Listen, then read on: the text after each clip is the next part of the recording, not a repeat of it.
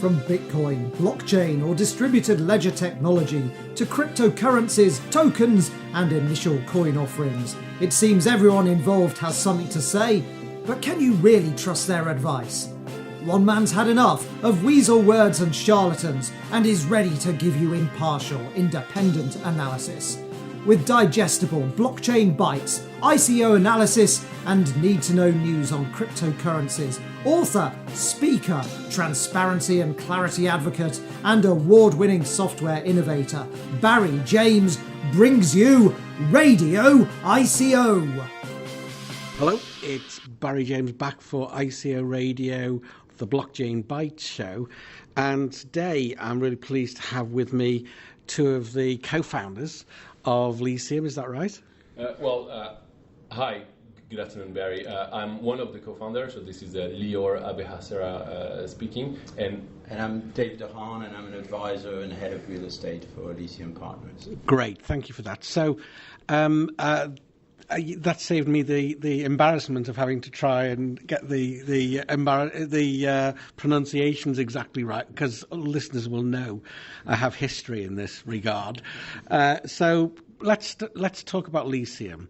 Where did it come from, and why does this exist? Tell us a bit about it. Would you start for us, Leah?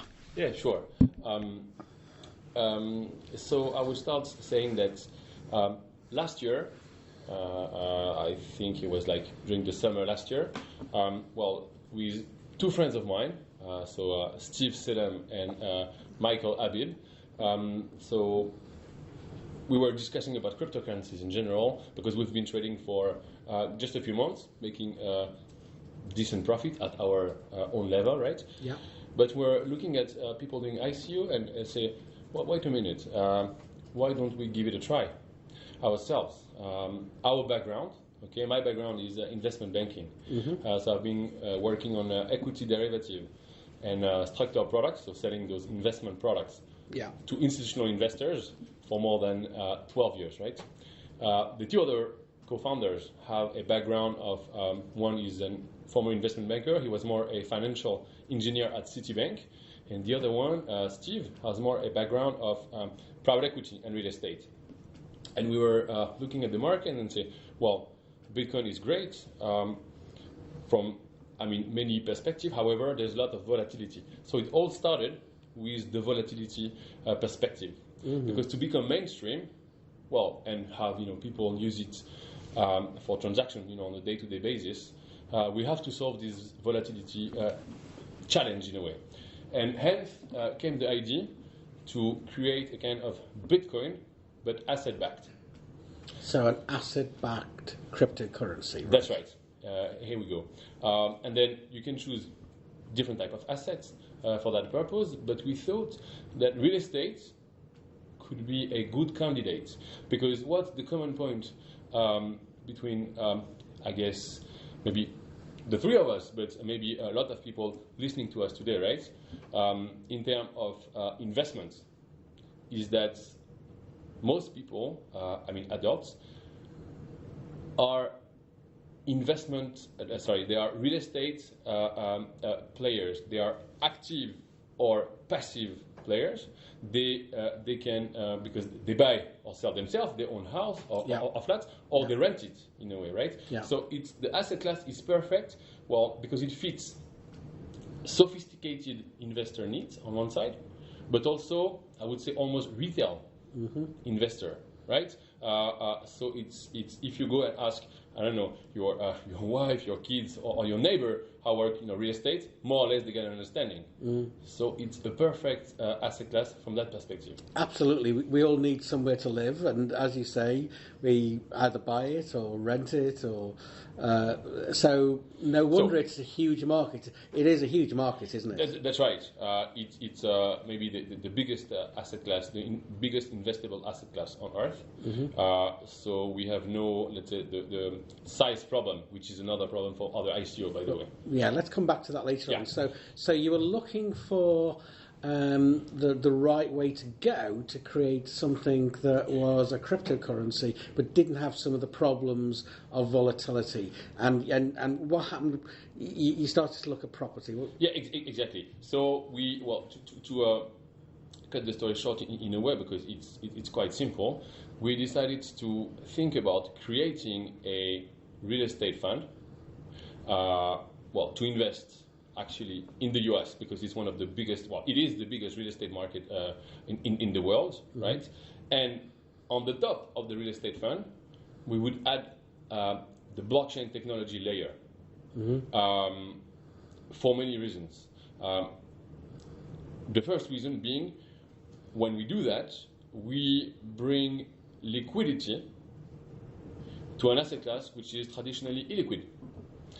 Because again, if you buy direct real estate, okay, you cannot buy and sell overnight, mm-hmm. just like almost like a stock, right? It takes a bit of time. Mm-hmm. If you buy some funds as well, real mm-hmm. estate funds, it takes a bit of time, right? Yeah. So here, thanks to the blockchain technology and the tokenization, because what we are doing in a way is we are tokenizing this real estate fund. Yeah. What does that mean? It means that if one wants to invest into the real estate that we will handle for them, they will have to buy tokens, mm-hmm. and not share of the funds, mm-hmm. right? Basically, that's the main idea. So, in essence, what you're doing is atomizing, if you like, or tokenizing the ownership of a real estate fund, which brings this characteristic mobility, liquidity on the token. So how does that, is that right? And how does that work? How does that play out? If I may, people will be familiar with securitization of assets, and in many ways tokenizing an asset is very similar. So mm-hmm. What you are doing is effectively breaking down that asset into a number of chunks, and mm-hmm. and you're effectively distributing it to a wider audience rather than just the one person that would traditionally own the asset. The first step was, of course, doing funds, and with funds of real estate, you get investors into a fund, but that is very illiquid, as Lior has said. With the tokenization, you're going a step beyond that, where you're actually really creating fragments of that real estate fund for individuals to invest, and as little as £1,000, effectively, it's a really small fragmentation of that fund of real estate. So how far down the road are you? If I put £1,000 here on the table, right? Can I invest that right now, and can I get it out again tomorrow? Not quite right now. How close are you? Do you want to take it? Yeah. So not quite yet, because but very soon, right? At the moment where we stand is we work a lot on the design of the products. I'll come back to that in a minute. We worked as well, since we are definitely a security token. We work with lawyers and accountants and tax advisors, because not only we are a security, but we are investing in the US, which adds another layer of, let's say, difficulty, right? Yes. So we are making sure everything is okay, and that's why we're taking a bit of time. I believe, so now we are almost at the end of May, hopefully by the summer, it's going to be, we're going to launch the ICO. I believe in the next few weeks, we will open the private sale, mm-hmm. okay, targeting investors above, let's say, 100k around, mm-hmm. 100k euros, because that's one of the things here, because I mentioned liquidity, right? I'd just like to come back 1 second on that. Liquidity is achieved in many ways. One of the ways it's achieved is that we are going to target investors with different objectives, with different, let's say, period of investment. I mean, some will invest short term, some will invest long term, okay? I'll give you an example. We will target on one side more traditional institutional investor. I don't mean pension or insurance because it's too early for them, but they will come later on, but not right now. So we will target to start with more family offices and high net worth individuals. The reason why they would buy is because they want to have access to liquid real estate. That could be one. The second reason why they could be interested is that we didn't mention it so far, but the token is going to pay dividends that we got from the rents. Okay? Right. So the investor, in a nutshell, is going to invest into our ICO. The money, so either in crypto or in fiat, the money is going to be invested in the fund. Okay? The fund is going to invest into US assets, so commercial real estate precisely. We're going to receive rents. I mean, the fund is going to receive rents, and those rents are going to be paid as dividends to the token holder. And the token holder can decide to receive dividends either in fiat, so dollar or euro, or crypto, i.e. Ethereum. Okay. So when you look at it more precisely, say you are a family office and you haven't invested into cryptocurrency so far. It could be interesting for many reasons, because you may say, well, it was too risky, or there could be many other reasons. The idea here, you could say, well, I could invest into some lithium tokens because it's backed by something I understand, i.e. real estate, all right? And you could get exposure to Ethereum in particular through the dividends, okay? Yeah. Therefore, if Ethereum goes to zero tomorrow, if you would have invested directly in Ethereum, basically you lose everything, right? Which could be quite painful. However, if you invest through lithium and you get exposure to Ethereum through the dividends, if it goes to zero, well, you lose only the dividends, and you can switch back, by the way, to fiat or another crypto later on. So the second reason why institutional investor and family office or high net worth individuals could buy lithium tokens is to get a safer exposure to Ethereum. Right. Yeah. The third reason why they could be interested is, we didn't mention it so far, but the investment manager of the real estate fund in the US, his name is Michael Shetrit. He belongs to the Shetrit family, who is one of the biggest private investor in real estate in the US. So they have a track record. They have done landmark deals of more than $1 billion deals in New York, in Chicago, in many cities in the US. And so basically, it's a way to get access to their performance. Okay, and that could be another reason why to invest into lithium. So these are the reasons why traditional investor may invest, right? When you look at cryptocurrency investors now. Well, just before we move to cryptocurrency investors, so just want to make sure I've got the clear picture. So the idea here is to get exposure to investments based around the expertise of the kind of person you just mentioned, the star players. Yeah. It's not about, okay, I live in Detroit or Washington or whatever. I know the market. So, or is there some mix between those two?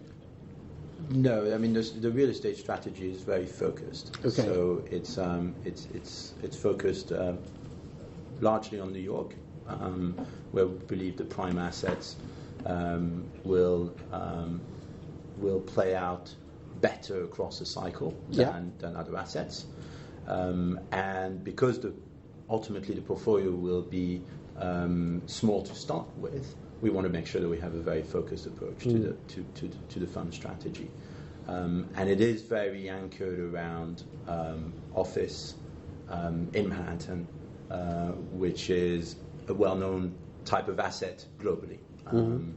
And why did we choose the US? I think Lior touched on it, but I think it's worth just touching back on those things. First of all, the US is the largest real estate market globally, by virtue of stock, but also by virtue of capital flows.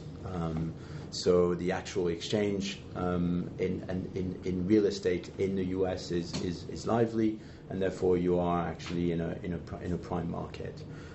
Secondly, the US, by virtue of its size, actually is the most institutional friendly market in the sense that the assets are stable. They've already been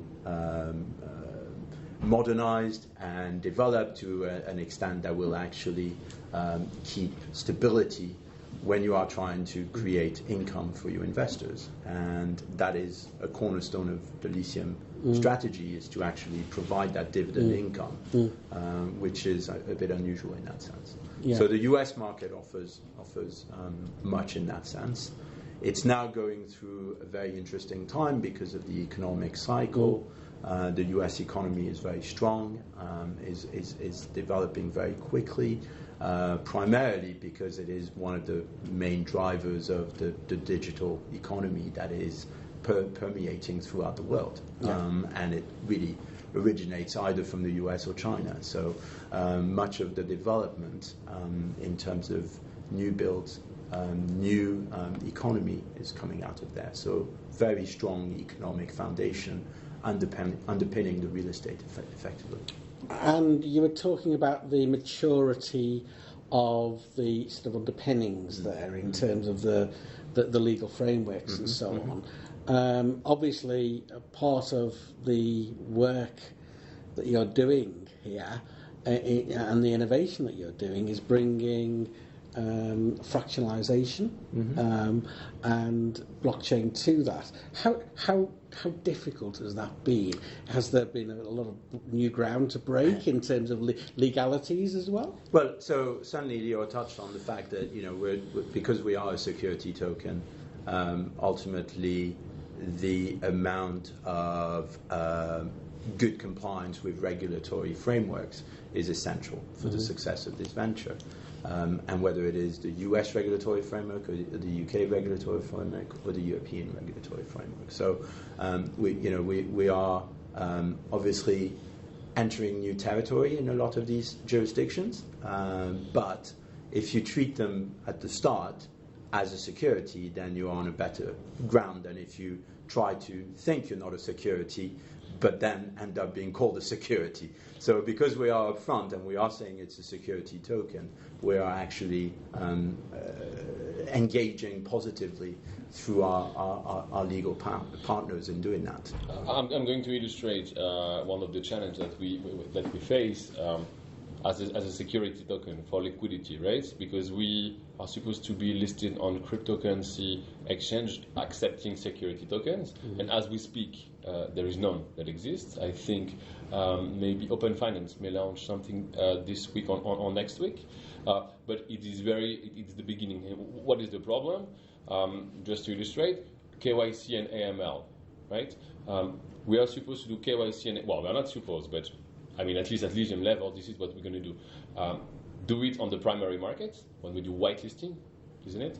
However, the challenge is more on the secondary market to make sure we understand who holds our token for how much, at any time.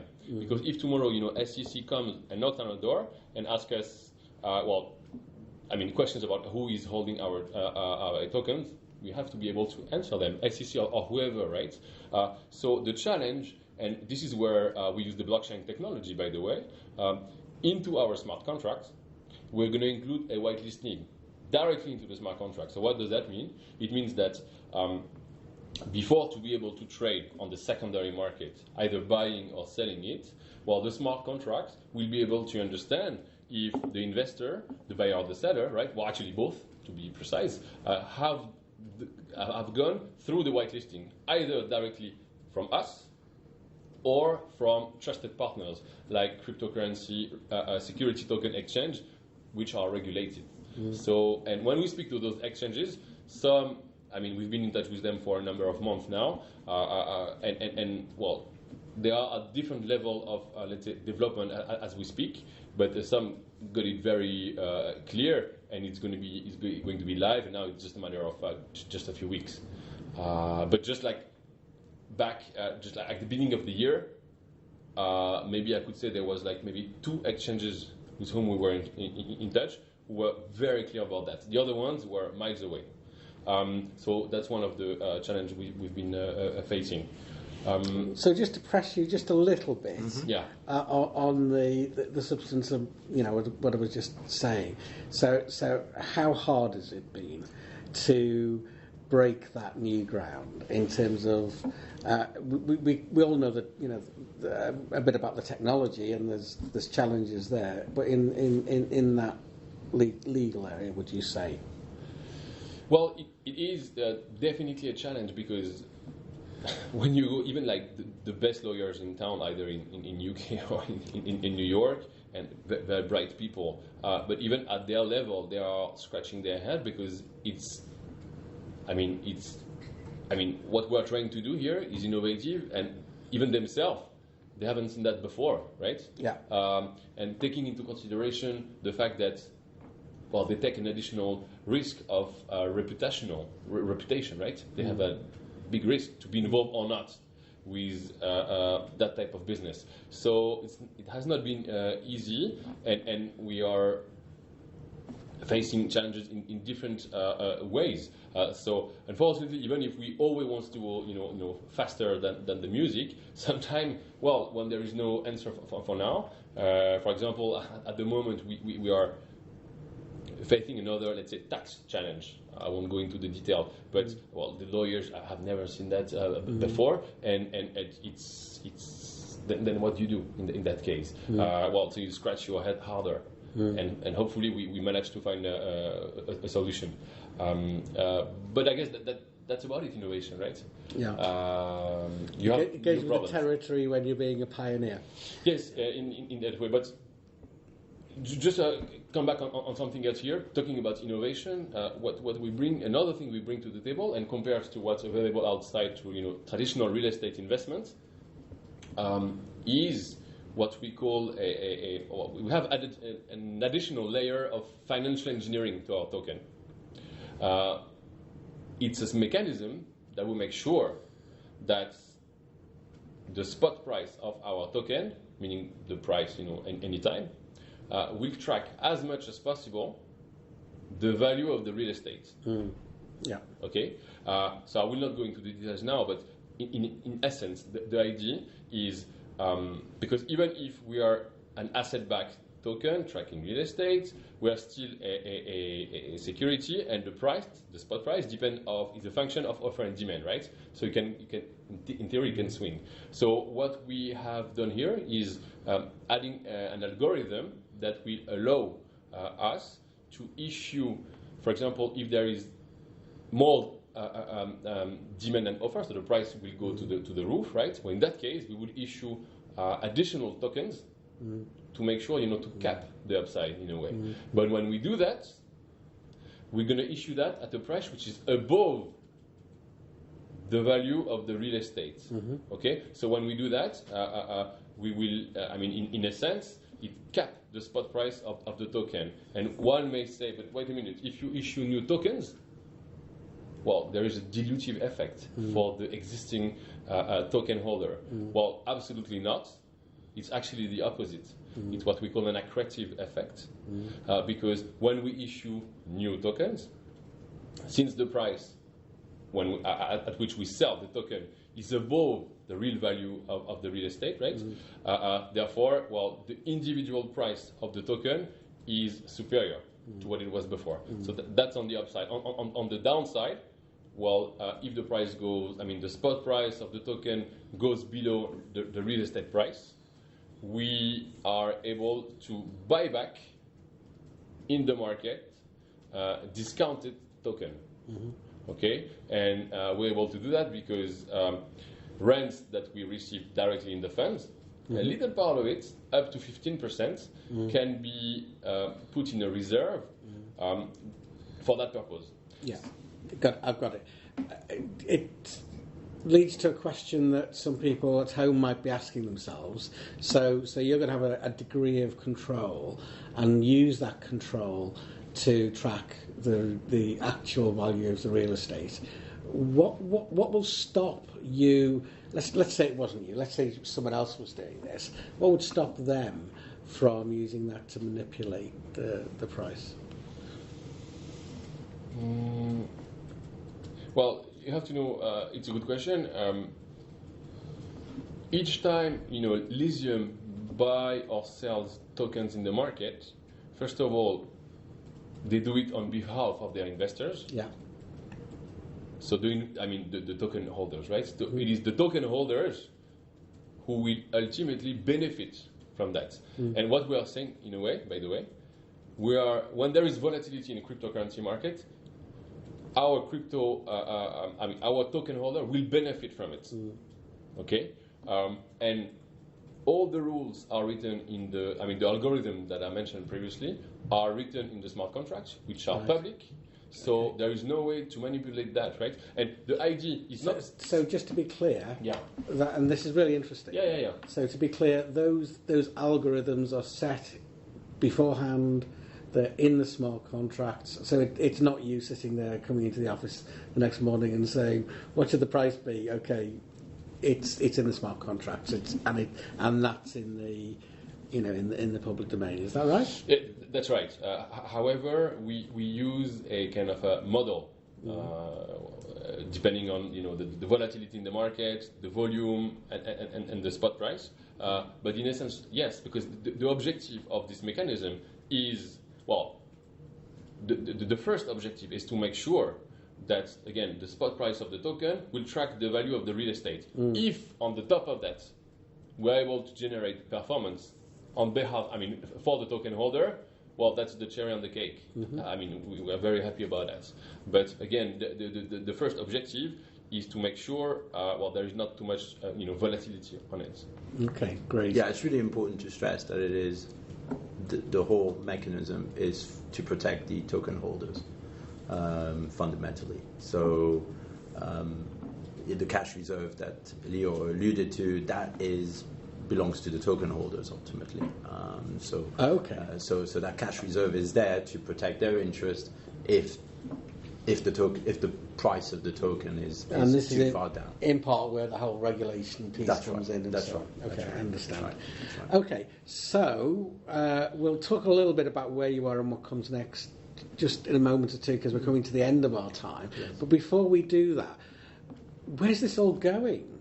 What is the potential for asset-backed cryptocurrencies in general, but also in the real estate world in particular, would you say? I think it's huge. Part of the reason that when the founders actually approached me to look into it and work with them on the real estate, I saw the potential as huge. And I come from a very traditional institutional investment background, having worked for insurance and pension funds investors. And right away, when they started telling me about this, I thought, well, this is a perfect solution for insurance and pension funds when they come to it. I know at the moment they're not ready. It's too early, but give it, I think, 24 months. And I think we will see insurance companies, pension funds coming into that market. The reason I say that is that the combination of having the stability of the real estate allied with the liquidity that is provided. Now, that already exists to some extent in public stock exchanges. You've got listed property companies. But the extra that the blockchain provides is the smart contract, which just doesn't exist in a public listed instrument. Yeah. And the ability to create the smart contract and to structure the smart contract to do what you want it to do is a phenomenal advance for investors. Because if you take an insurer or pension funds, for instance, they've got liabilities going for 20, 30 years ahead of time. What they would love is to have a solution that actually provides a regular, tailored, bespoke income stream to match those liabilities. And to date, that's really difficult to engineer, and you've got big teams actually working on those things. With blockchain, you can actually structure that, and not just with real estate, with other assets as well, ultimately.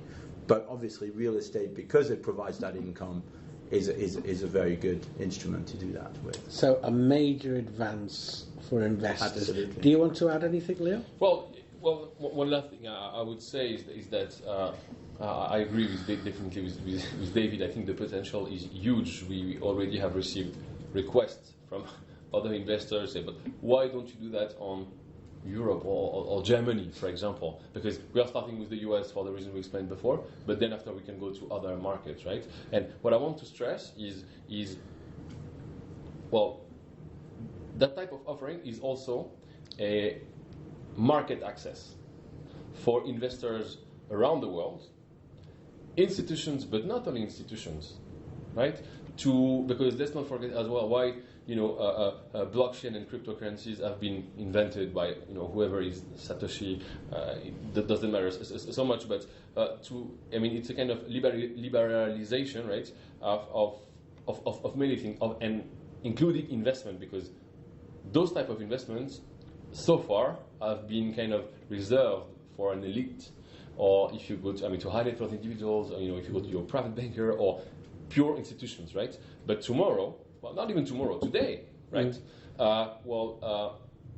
Investors, almost like you and me, could get access to it. Yeah. Whether they are based in Asia, in Americas, or Europe, or wherever. That's it. Okay, so final question is, what's next? What are the next things that people need to be watching out for? Can they come and whitelist straight away, or is that coming down the line? And where do they find you? Sure. They can go on our website, which is lithiumpartners.com. So lithiumpartners.com. We're going to release the next version by the end of next week, and from there they can put their contact details to be informed when we are going to launch the private sale to start with, and later on, as I said, the ICO during the summer. As simple as that.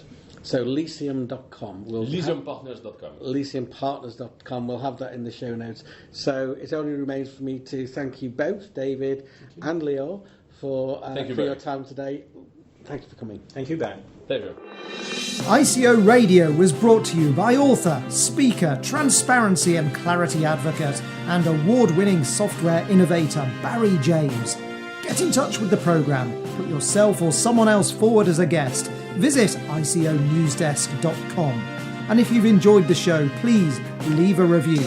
And don't forget to subscribe to get your next insights and interviews from the ICO Radio podcast.